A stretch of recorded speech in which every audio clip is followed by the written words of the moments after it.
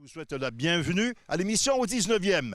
Cette semaine, une troisième entrevue avec notre physiothérapeute d'Accès Physio, Stéphane Fournier. Côté équipement pour une deuxième semaine consécutive, on va s'attarder pour les nouveautés des bâtons hybrides. Et à la leçon, Johan Benson va nous parler de l'activation des hanches, une situation problématique chez plusieurs amateurs selon lui. Tout ça et plus encore cette semaine à l'émission au 19e. Au 19e, une présentation de RBC au service de votre réussite. En collaboration avec Mulligan Centre du Golf pour un nouvel élan et Accès Physio. Ayez accès à la même qualité de soins à laquelle ont droit les athlètes de haut niveau.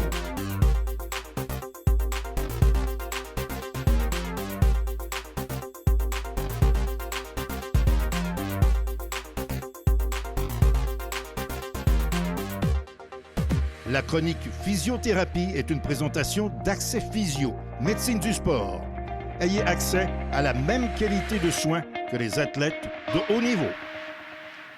En compagnie de Stéphane Fournier, physiothérapeute et président d'Accès Physio. Stéphane, notre sujet d'actualité physiothérapique de cette semaine, les maux de poignet, d'avant-bras. Souvent, on a énormément de stress dans cette région du corps, juste avant l'impact et même après.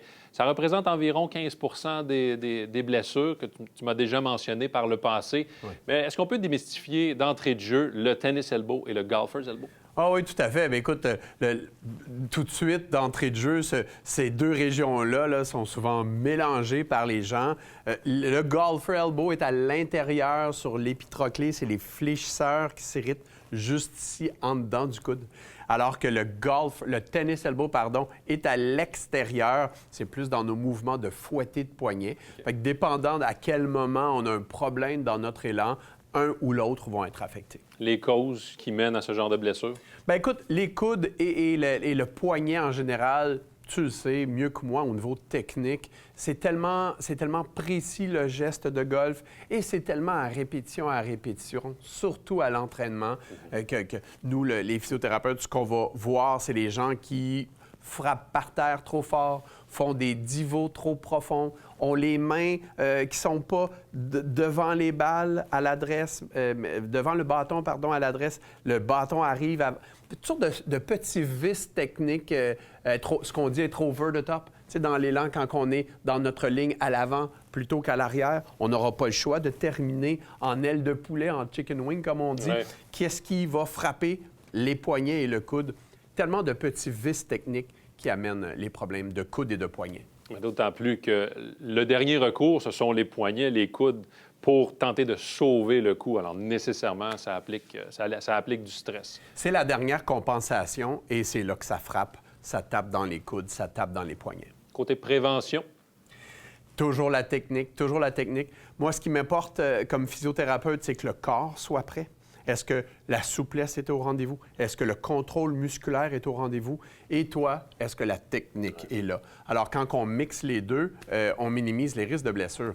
Ce qui arrive, en fait, avec le poignet et le coude, c'est qu'ils sont souvent la victime de ce qui ne va pas ailleurs dans l'élan. Tout à fait. Pour moi, l'omoplate doit être contrôlée, la torsion lombaire, la mobilité du bassin, ça va jusque-là être capable d'arriver à la balle sans que les coudes et les poignets compensent.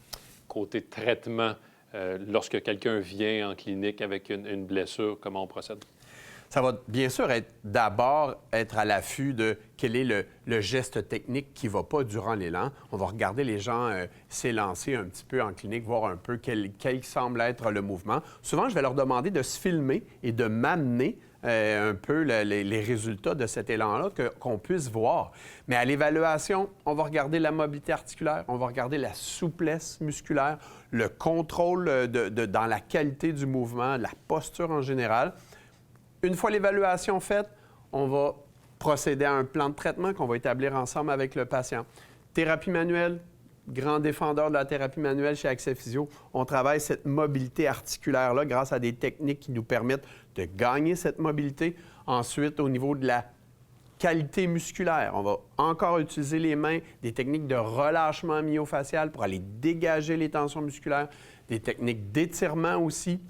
Viendront ensuite le renforcement, les exercices tellement importants de responsabiliser les patients dans l'élan de golf, comme en physiothérapie, à procéder à des exercices, souplesse, renforcement, contrôle, tout ça dans un but d'un retour progressif. Et si jamais il y a blessure, n'attendez pas, parce que bien souvent, j'ai l'impression que les tennis elbows et les golfers elbows, c'est le genre de blessure qu'on tient et qu'on garde plus souvent parce qu'on veut jouer. Et on va avoir aussi parfois besoin de d'autres aides médicales. Le médecin va nous aider au niveau du coude particulièrement avec des infiltrations de cortisone. La grande mode aussi, c'est le PRP, le plasma riche en plaquettes. Ces techniques d'infiltration qui permettent d'accélérer la guérison à voir avec votre médecin, mais plein d'outils qu'on a pour aider nos golfeurs. Merci Stéphane. Plaisir. C'est un milieu de passer à notre question piège et depuis le début de la saison, on s'attarde cette année sur les règles du golf et cette fois, on vous emmène dans les zones à pénalité. Oui, et nouveau terme depuis la modernisation des règles en 2019. Les zones qui incluent bien sûr les obstacles d'eau qui sont délimités par piquet rouge, piquet jaune. Et c'est peut-être une situation qui s'est produite pour vous cette saison. Votre balle qui est dans la zone à pénalité, elle n'est pas dans l'eau, mais elle est encore jouable, ce qui m'amène à la question quiz de la semaine. Dans une zone à pénalité, quelle manœuvre êtes-vous légalement en mesure de faire? Est-ce A, effectuer des élans de pratique, B, enlever des détritus ou C, déposer votre bâton au sol derrière la balle? La réponse, après la pause. Avant la pause, on vous a demandé, dans une zone à pénalité, quelle manœuvre êtes-vous légalement en mesure de faire? Eh bien, c'est une question piège sur toute la ligne, Michel, parce que ce sont toutes de bonnes réponses et ce sont des manœuvres qui sont permises depuis 2019. Effectivement, avec la modernisation, on a complètement modifié ces règles. Donc, ce qui vous est permis de faire dans l'allée l'est également dans les zones à pénalité pour ainsi, notamment, améliorer le temps de jeu. Mulligan Centre du Golf présente la capsule équipement. Mulligan Centre du Golf pour un nouvel élan. Chronique équipement en compagnie de Sébastien Sirois, maître ajusteur chez Mulligan Centre du Golf et directeur de la boutique à Belleuil. Sébastien, on continue notre tournée des manufacturiers pour ce qui est des hybrides, à commencer par Callaway. Tout comme les bois d'allée, on a le Paradigm et Paradigm X. Oui, exactement. Le modèle Paradigm X est le modèle le plus facile à jouer. Donc, il va corriger votre crochet extérieur. Les deux modèles ont une ajustabilité au niveau des angles. À ce moment-là, ça va être plus facile pour vous d'aller chercher la distance que tu veux parcourir avec. C'est la version la plus volumineuse. La version X propose un angle d'ouverture de plus, soit 30 degrés, par contre, pour droitier seulement. L'intelligence artificielle est toujours très impliquée dans ces deux modèles, Paradigm et Paradigm X. Et pour nous en parler, on retrouve Michael Verska, directeur performance chez Callaway. Both feature the same great technology. Again, like the Fairy Wood, it really starts with that tungsten weighting, really drive the weight low and back. Both of these, it's hidden inside, but we call batwing technology. That's the jailbreak in this technology. So it really allows, again, to concentrate the flex and the face rather than the crown and the sole. And again, that goes back into AI. We still have the carbon on the face, we still have the carbon on the sole to really tie it all together. It's not just, hey, we throw carbon here and we throw a jailbreak here, but using AI to all of that get maximum performance to truly get the benefit, more than any human could ever do. So as with every Paradigm model, the topography of the face due to AI and all the things that go into it is different on every loft. It's also different on every driver. The 9-degree driver is different than 10.5. The 10.5 Paradigm is different than Paradigm X. It's a special ability for Callaway to design each and every product for the specific player type, the specific technologies, the specific materials, and exactly how it all meshes together. And again, AI is really the backbone that allows us to maximize those different performances. C'est quand même fascinant, Sébastien. Les bâtons sont différents, même au niveau de la face. Oui, mais quand tu y penses, chaque bâton a une utilité différente. Donc, ça va de soi que les faces sont différentes d'une de l'autre. Ouais, vu comme ça fait du sens. Si on se tourne maintenant du côté de Titleist, la gamme TSR, toujours d'actualité. Et pour nous en parler, on écoute Luke Epp, directeur marketing, département bâton chez Titleist. So we have three options. We want to provide versatility at the top end of a player's bag, really make sure that gapping is optimal. So excited to introduce three new models, the first being TSR1. So this is similar to our driver and fairway, where it's all about optimizing the lightweight design, getting the player more speed and launch. And we have a new shape to the TSR1. We've almost taken the best of a fairway wood and combined it with a hybrid. So it's a larger profile, adds a little bit more forgiveness. And the really cool thing is that it makes that CG really far back and helping with launch. So we've also put a fairway shaft in this hybrid. So it's got a 335 tip, which helps give you a little more launch, a little more kick without changing the swing weight. So getting really good feedback on the TSR1. Encourage everyone to try this because it really helps at the top end of the bag. When we move down the line, TSR2, this is really our classic hybrid shape that we've offered for a player looking for a little bit more forgiveness at the top end of their bag than hitting a long iron. We've kind of updated the shaping on this. So we've extended the blade length a little bit versus prior generations. So what happens when you do that, you get a little bit higher MOI. So this is 10% higher MOI. More forgiveness is always a good thing. And it's actually faster too. When we make that face longer, we get a little bit more face flex. So we're seeing great results with the TSR2. Lastly, with the TSR hybrids is the TSR3.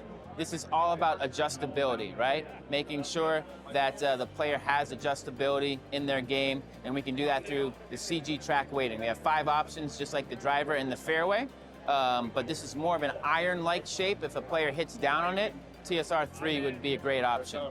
So when we look at hybrids, we want to make sure that we're providing gapping, and that's why we have adjustability with our SureFit system. So being able to change the loft to hit your perfect number and making sure that your turf interaction is proper with the line goes very key. So that's why we offer that in all of our hybrids. Un élément qui est important de mentionner, Sébastien, ce n'est pas tous les fabricants qui proposent la technologie de la tige ajustable avec l'embout ajustable au niveau des hybrides. Tout à fait. Et quant à moi, ça vous offre quand même un plus-value. L'idée est de combler la distance entre votre fer le plus long et le bois d'allée le plus court. L'important n'est pas nécessairement de remplacer le chiffre, mais plutôt de combler la distance que vous avez entre ces 2 bâtons-là. Combler le vide dans le sac. Exact. Parce que bien souvent, on va avoir 2 bâtons qui vont parcourir la même distance. Ça arrive trop souvent dans un sac de golf. C'est quand même assez fréquent. Et l'ajustabilité au niveau des hybrides permet d'être encore plus précis à la recherche de cette distance, justement, dont tu parles. Merci, Sébastien. Merci à toi. On se revoit la semaine prochaine et on fait le tour des nouveautés des fers droits.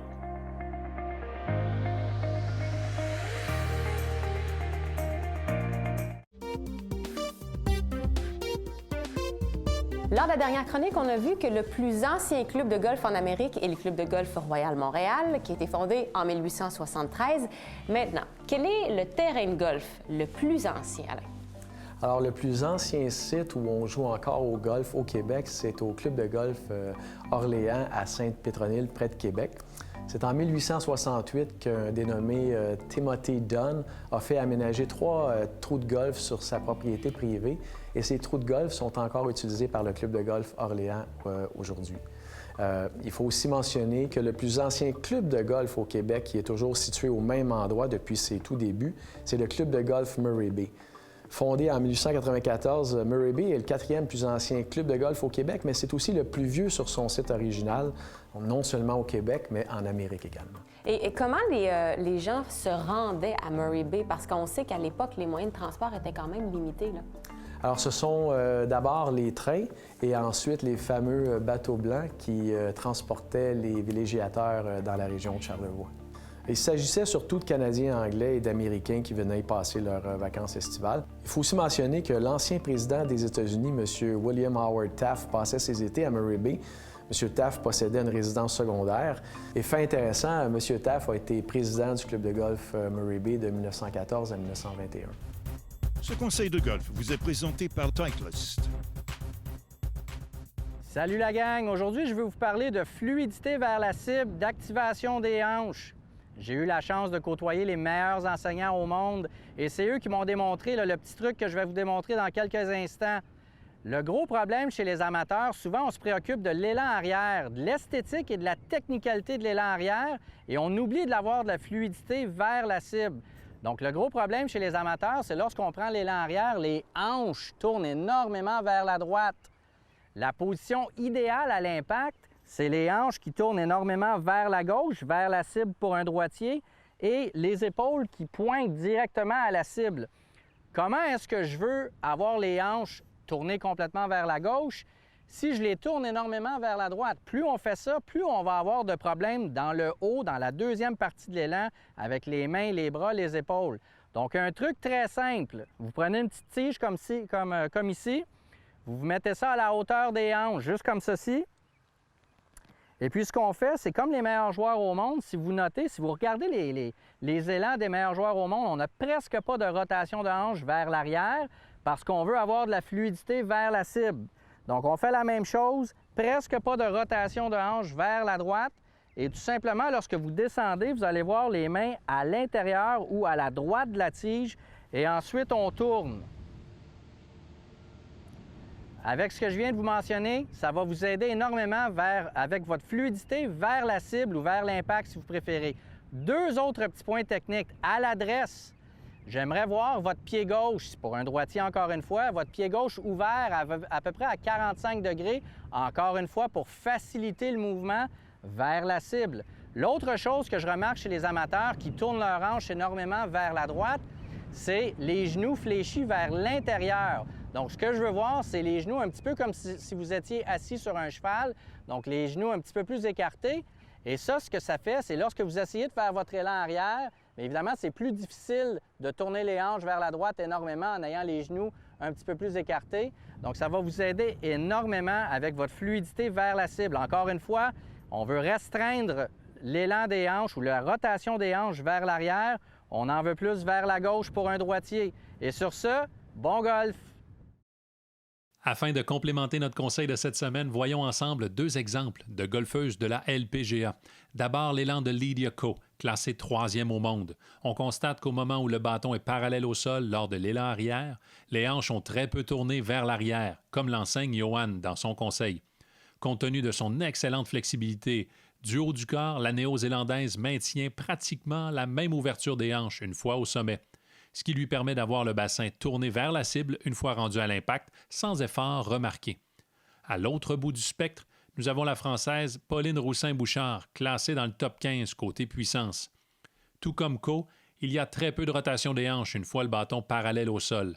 Cependant, on observe énormément de rotation dans la dernière portion de l'élan arrière. Conséquence, l'implication du bas du corps doit être beaucoup plus active et rapide si elle désire obtenir la même ouverture de hanche à l'impact. Dans les 2 cas, on constate énormément de fluidité vers la cible.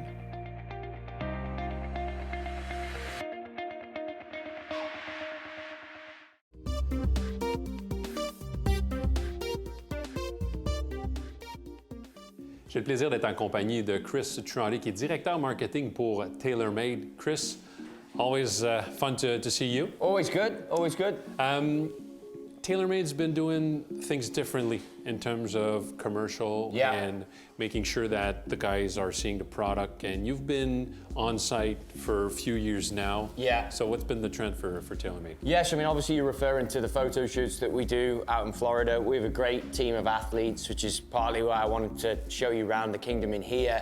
You've got some major winning golf bags above you. Obviously, we're in the shadow of greatness with Tiger's golf bag. It's a big attraction here at the kingdom. Mm-hmm. But as you allude to, we go and do a photo shoot, a reveal of the new products. This year, the Stealth 2 Plus model and, of course, the Stealth 2 driver with the fairway wood lineup. And just get these guys' first reaction, give them products, let them hit them, and it's awesome to be able to capture it. Then from there, we go on and have some fun games that we do with the guys.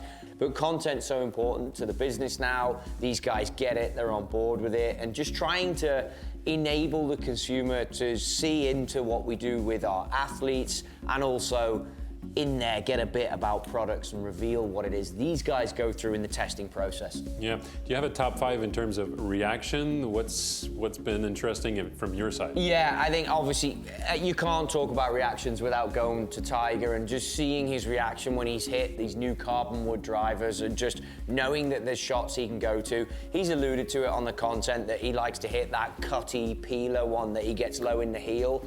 And just seeing him have that reaction and be like hitting a ball and then sort of looking at it and thinking in his golfing mind about what that's doing, pulling another ball, hitting it again, and you can see like 2 shots. He's like, this is good. I mean, you know him one, but he confirms it with the second shot. And that's a nice moment to be part of, for sure. And for other athletes, younger athletes like Morikawa, seeing Tiger Woods trying things there in Vegas as well. I think the great part is you're watching, and Fleetwood has said it a few times.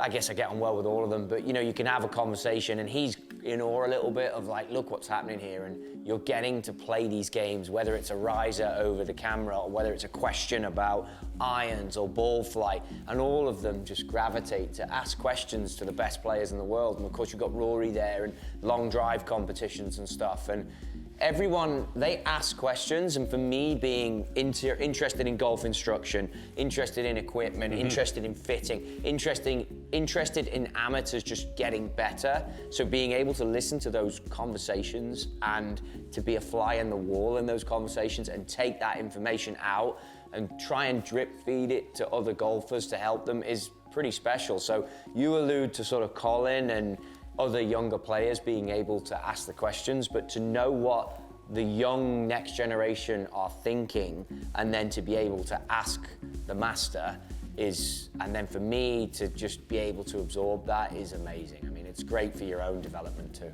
Yeah. Now, 2023, TaylorMade took a nice direction at the start of the season with Nelly and Brooke. Yeah. So having two powerful women on top of their game, it's nice for the brand too. It's amazing. I mean, Brooke, for me, outside looking in, I've only met her once, but I was always a big fan of her game.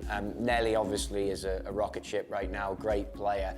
But yeah, I mean, the interest in the game, be it from females coming in, girls coming in, it's awesome. And to have them and to really round our group is also fantastic. I mean, we've got them blazoned over the front of the building over there. It's a big deal around here. And then the success recently as well, it's huge. And to have them part of the photo shoot, and Charlie Hull as well, Maria Farzi, the other guys as well, just in there hitting golf shots, to have that squad and to see a different side of it and see a different way in which they tackle certain challenges is brilliant, really good.